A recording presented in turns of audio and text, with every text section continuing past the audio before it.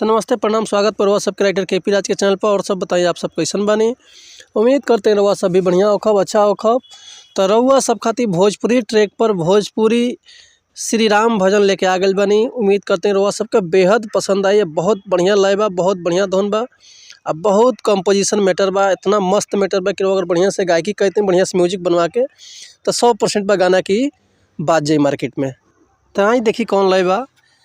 एगो बहुत पहले गाना आई रहा भैया, सैड सॉन्ग रहा, वही ट्रैक पर रउआ सबके ही श्री राम भजन बा कि आखिरी मिलन है यार, जी भर के कहल प्यार, रे मिलब न हम तोहसे, जाता हनी ससुरार।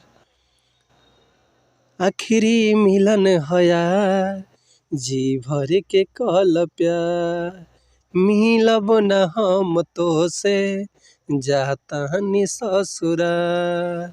कि तोहरे चक्कर में जानू हरे भइल बबी पिलो, हरे जाता हरे तहते जो, दिल के दावा बता के जो। आई भैया देखी यही लय पर, यही धुन पर श्री राम भजन कैसे गावे के बा कि जरतावे हो दिया, मन तवे दिवाली, भक्ति में सभे झूमे, आइल बा खुशहाली। कि जरतावे हो दिया, मन तवे दिवाली, कि भक्ति में सभे झूमे, आइल बा खुशहाली।